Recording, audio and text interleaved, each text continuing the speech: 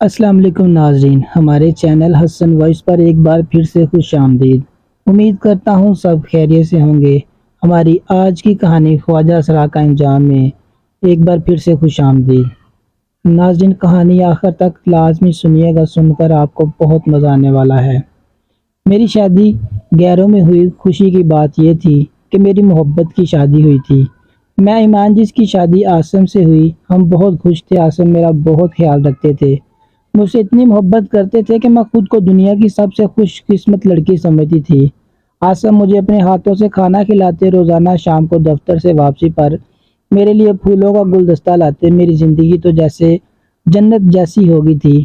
آسم کے اس رویے اور میرے ساتھ زیادہ دل لگی اور محبت کی وجہ سے آسم کی ماں مجھ سے حسد کرنے لگی۔ انہوں نے کئی بار مجھ پر الزام لگائے۔ آسم نے ہر بار میرا ساتھ دیا اور معاملہ اصلاح سنبھالتے جیسے کبھی کچھ ہوا ہی نہ ہو۔ ہمیں 1 سال سے زیادہ کا عرصہ ہو گیا تھا، کوئی اولاد نہ ہوئی۔ میری ساس یعنی آسم کی امی نے تانا سنانے شروع کر دیے، لیکن آسم کی محبت میں کوئی کمی نہ آئی۔ انہوں نے ہمیشہ میری باتوں کو اہمیت دی۔ ہمیں 3 سال ہو گئے لیکن اولاد کے کوئی آثار نہ نظر آئے۔ ہم ڈاکٹر کے پاس کے بہت سا علاج کروایا لیکن کوئی فائدہ نہ ہوا۔ ادھر سے روز میرے تانوں کا سلسلہ جاری تھا۔ آسم کے بھائی یعنی میرے دیور کی شادی ہمارے ساتھ ہی ہوئی تھی اور ان کے 3 بچے ہو چکے تھے، لیکن میری گود خالی تھی۔ 6 سال گزر گئے لیکن ہمارے ہاں کوئی اولاد نہ ہوئی۔ لیکن آسم کا رویہ بچوں کے معاملے میں آج تک نہیں بدلا۔ میں نے کئی بار آسم سے کہا کہ شاید مجھے بانجھپن ہے، آپ دوسری شادی کر لیں تاکہ آپ کی صالحہ اولاد ہو سکے۔ میں نہیں جانتی کہ میں اولاد دے سکوں گی یا نہیں۔ آسم ہر بار مجھے گلے لگا کر کہتے کہ آپ کے سوا اب کوئی نہیں، اللہ کی دین ہے، وہ جب چاہے عطا کریں گے۔ آسم میرے لیے فرشتہ صفر انسان ثابت ہوئے۔ ان کی محبت میرے لیے امر تھی۔ میں نے اللہ سے بہت دعائیں کی، تہجد میں دعائیں مانگی، نمازوں میں گر گڑا کر مانگا۔ آخرکار 8 سال بعد حاملہ ہو گئی۔ آسم کی خوشی کی انتہا نہ رہی۔ انہوں نے پورے دفتر میں مٹھائی بانٹی اور پورے محلے والوں کو دعوتوں سے بھر دیا، کیونکہ 8 سال بعد ہمارے ہاں اللہ کا کرم ہوا۔ آسم کی امی کا رویہ بھی اب بہتر ہوتا جا رہا تھا۔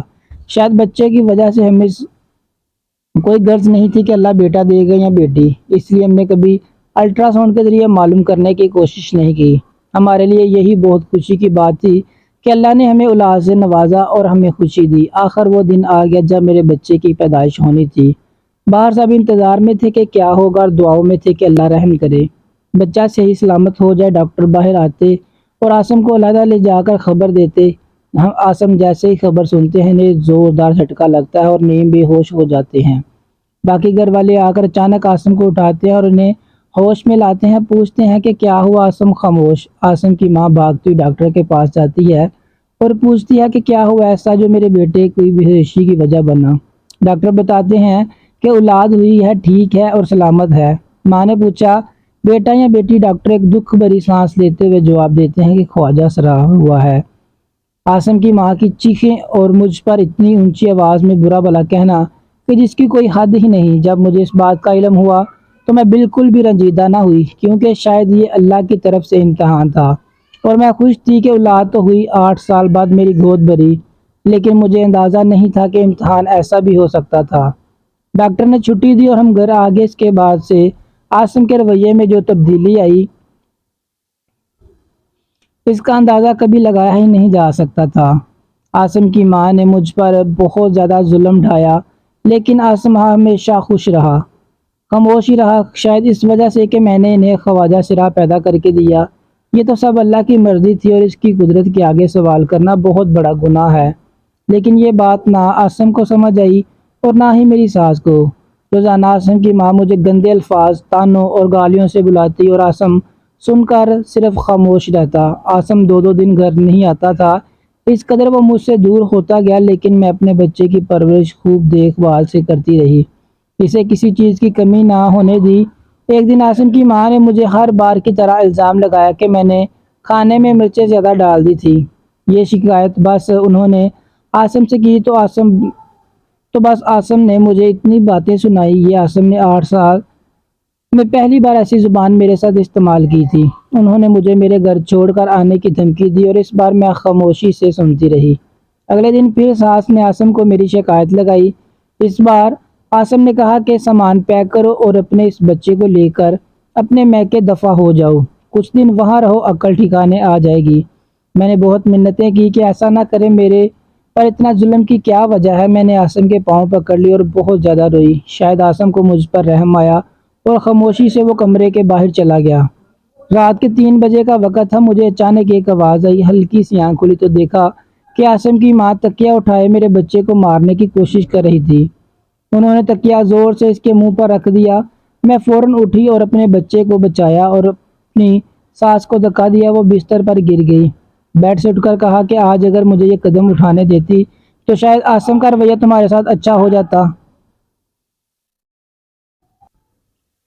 لیکن اب دیکھو میں کیا کرتی ہوں۔ یہ کہہ کر انہوں نے زوردار چیخ ماری اور عاصم کو بلایا۔ عاصم نے کہا کہ آخر ہوا کیا جو اتنی زور سے چلائی؟ عاصم کی ماں نے مجھ پر ایک بہت ہی برا جھوٹا الزام لگایا اور کہا کہ اس عورت نے مجھ پر ہاتھ اٹھایا اور مجھے بہت زور سے دھکا دیا۔ میں نے چیخ چیخ کر کہا کہ ایسا کچھ نہیں ہوا، الٹا یہ میرے بچے کو مارنا چاہتی تھی۔ بس عاصم نے صرف ماں کی سنی، کیونکہ ان کے سر پر میرے بچے کا یوں پیدا ہونا سوار تھا۔ پہلے تو عاصم نے مجھے تھپڑ مارا، پھر بس کیا تھا، انہوں نے مجھے 3 الفاظ سنائے: طلاق دیتا ہوں اور تمہیں طلاق دیتا ہوں۔ وہ عاصم جسے میں اپنی جنت سمجھتی تھی، اس نے مجھے جہنم کی طرف دھکیل دیا۔ مجھے اور میرے بچے کو گھر سے نکال دیا۔ عاصم کو نہ اپنی محبت یاد آئی نہ میری، صرف بچے کی وجہ سے جو بھی تھا اللہ کی رضا تھی۔ میں بے یارو مددگار گھر سے نکال دیا، انہیں یہ احساس نہ ہوا کہ تھوڑی روشنی ہو جائے پھر بھیجیں گے۔ رات کے 2 بج رہے تھے، بس ہونا کیا تھا، میں دھکے کھاتے کھاتے اپنے بچے کو لے کر طلاق کے دبے کے ساتھ گھر پہنچی۔ راستے میں یہ سوچتی اور خود سے باتیں کرتی آئی کہ عاصم نے شاید مجھے اسی دن چھوڑنے کا ارادہ کر لیا تھا جس دن اس بچے کی پیدائش ہوئی تھی۔ میں گھر پہنچ گئی اور ابو کے سامنے بہت روئی، امی کے سامنے گر گڑا کر روئی۔ انہوں نے مجھے سہارا دیا اور کہا کہ بیٹا اللہ کی مرضی ہے، پریشان نہ ہو، سب ٹھیک ہو جائے گا۔ کچھ دن تک ان کا رویہ میرے ساتھ بالکل ٹھیک رہا اور کچھ دن کے بعد میرے ماں باپ کا رویہ بھی بدل گیا اور کہنے لگے کہ یہ جیسے 8 سال کا ہوگا اسے میں خواجہ سراؤں کے پاس چھوڑ آؤں گا، اس کا یہاں ہونا ہماری عزت کے لیے بہت زیادہ خطرہ ہے۔ میں بس خاموش رہی اور آنسو گرتے رہے۔ پہلے ساس کا ظلم، پھر طلاق اور اب ایک اور آزمائش سے گزرنا پڑے گا۔ جب میرا بچہ 8 سال کا ہوا تو میرے والد نے اسے خواجہ سراء کے حوالے کرنے کا فیصلہ کیا۔ میں نے بہت روکا اور گر گرائی لیکن میری نہ سنی گئی۔ آخر کار میں نے فیصلہ کیا کہ میں یہاں سے اپنے بچے کو لے کر چلی جاتی ہوں۔ میرے والدہ نے کہا اس منحوس بچے کے لیے تو ہمیں چھوڑ رہی ہے؟ میں نے کہا کہ یہ میرا خون ہے اور رب کی عطا ہے، میں اب اس گھر میں ایک دن بھی نہیں ٹھہروں گی۔ میرے سگے باپ نے پستول سے اسے مارنے کی کوشش کی، بڑی مشکل سے میں نے اپنے بچے کی جان بچائی اور نکل گئی۔ میں پڑھی لکھی تھی، میں نے ایک جگہ نوکری کے لیے درخواست دی اور مجھے نوکری مل گئی۔ ہمیں پہلے تو بھٹکتے رہے لیکن یہ گھر کرائے پر ملا۔ مالک مکان نے بہت ساتھ دیا اور پہلا کرایہ بھی معاف کر دیا۔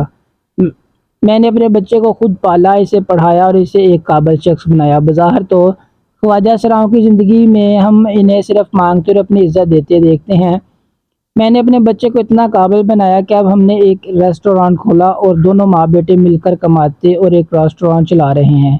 میں آپ لوگوں سے صرف اتنا ہی کہنا چاہوں گی کہ خواجہ سراء بھی انسان ہوتے ہیں، انہیں جانور نہ سمجھا کرے، انہیں بھی اپنی زندگی پوری طرح جینے کا حق ملنا چاہیے۔ ناظرین، ہماری آج کی یہ کہانی آپ کو کیسی لگی کمنٹ میں لازمی بتائیں اور مزید اچھی سٹوریز کے لیے ہمارے چینل کو لازمی سبسکرائب کر دیں اور ساتھ میں دیے بیل کے بٹن کو دبا دیں تاکہ ہر نئی آنے والی ویڈیو آپ کو نوٹیفیکیشن میں ملتی رہے۔ کل ملتے ہیں ایک نئی کہانی کے ساتھ، تب تک اللہ حافظ۔